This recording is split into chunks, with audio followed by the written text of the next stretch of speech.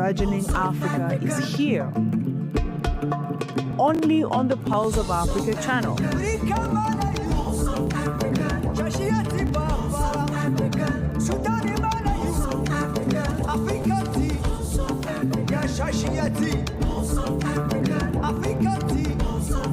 Pulse of Africa, the face and voice of Africa.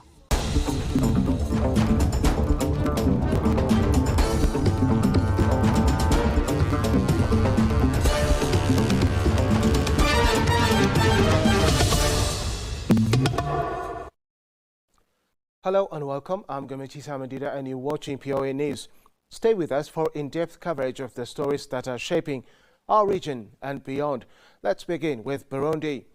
Burundian President Evariste Ndayishimiye on Thursday urged young Africans to contribute to socio-economic development and peace building in their countries so as to build a better future for the continent. He made the appeal at the opening ceremony of the 4th Continental Dialogue on Youth, Peace and Security in Bujumbura, the economic capital of Burundi. Ndayishimiye also urged African youths to prioritize dialogue and seek the root causes of this conflict. It is dialogue that ultimately brings peace and a lasting solution. It is therefore better to begin with dialogue than use it as a last resort, he said, citing Burundi's own experience where a protracted crisis was resolved through dialogue. Momoni Diala, president of the Pan-African Youth Union, also stressed the role of youth in building a peaceful Africa. Nothing great can be built without peace and security, he noted. During the meeting, speakers highlighted the leading role played by the youth in consolidating peace, pointing to their marginalization in the decision-making process.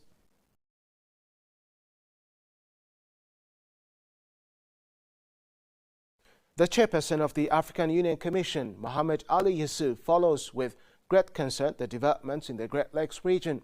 The commissioner deeply regrets these clashes and violence perpetrated against civilian populations, which go against the dynamics undertaken in the framework of the Doha Framework Agreement between the Democratic Republic of Congo and the Alliance River Congo March 23 movement, AFCM23, as well as the agreement from Washington, D.C.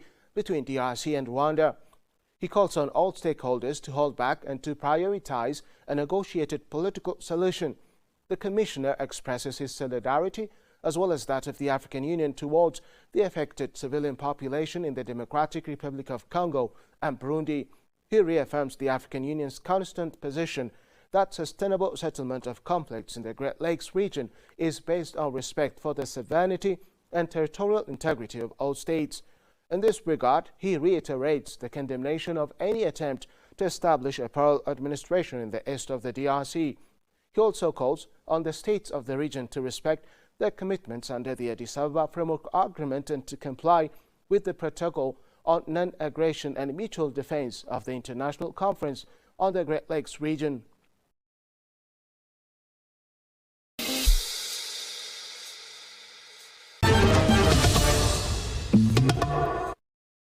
Moving to Ghana. Ghana has banned mining in forest reserves as part of sweeping environmental protections aimed at safeguarding water bodies and halting deforestation, the Ministry of Environment, Science and Technology said.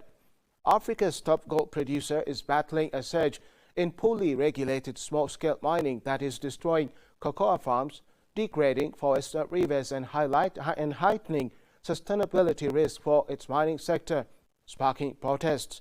The Environmental Protection, Mining in Forest Reserves regulations introduced in 2022 allowed controlled mining in forest reserves. The repeal took effect this week after a 21-day constitutional period and will give the world's second-largest cocoa producer stronger legal tools to protect forests, water sources and farmland, the ministry said in a statement late Wednesday. Healthy protests bring rainfall, protect our farms and give life to our communities.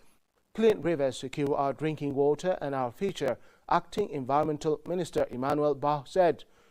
The move marks a major shift in Ghana's environmental policy, restoring protections for forests after it opened nearly 90% of reserves to mining, said Daryl Minash Bonshu of Darocha, Ghana, and environmental advocacy.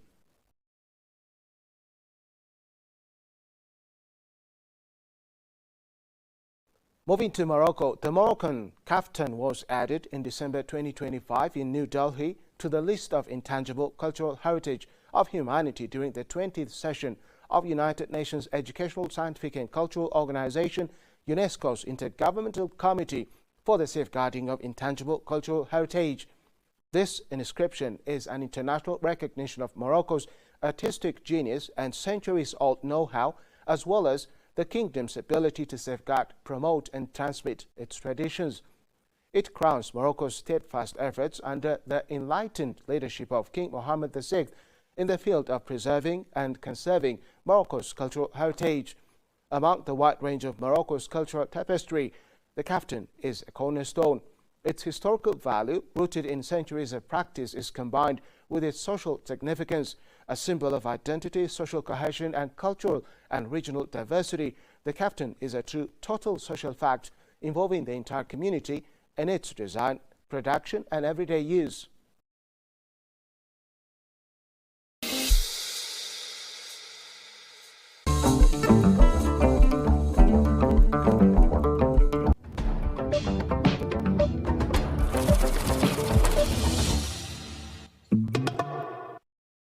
Moving on to business headlines. South Africa's business confidence rose sharply in November, with Chamber of Commerce and Industries Index jumping from 123.8 to 132.3. The increase was mainly due to more overseas tourists and positive global financial views, not stronger local production or real economic activity. The Chamber warned that the confidence could stay high only if actual economic activity, like manufacturing and agriculture, improves to match the optimism. South Africa's economy grew slowly in the third quarter at just 0.5% compared to 0.9% the quarter before.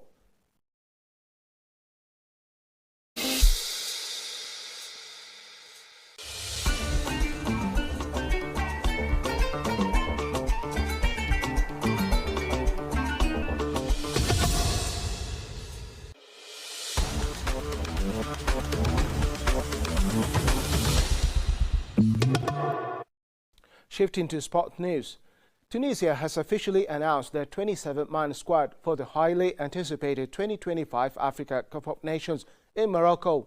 Tunisia has unveiled a blend of experience, rising stars and tactical versatility as it aims for a deep run in the tournament scheduled from 21 December 2025 to 18 January 2026. Head coach Jalal Kadri has kept faith in several seasoned internationals while also injecting youthful energy into the Carthage Eagles setup. The selection reflects a clear mission to reassert Tunisia's status as one of Africa's most competitive and disciplined football nations. With Morocco hosting a historic edition of AFCON, featuring 9 stadiums and record-breaking attendance projections, Tunisia entered the tournament fully equipped and highly motivated. The Carthage Eagles will hope that this carefully assembled squad can inspire a memorable campaign and challenge for continental glory.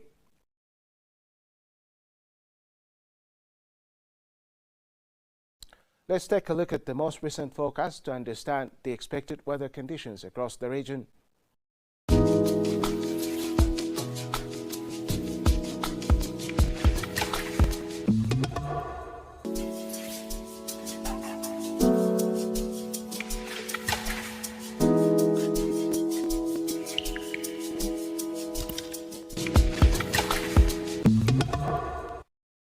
That's it for the hour, and thank you very much for watching. Goodbye.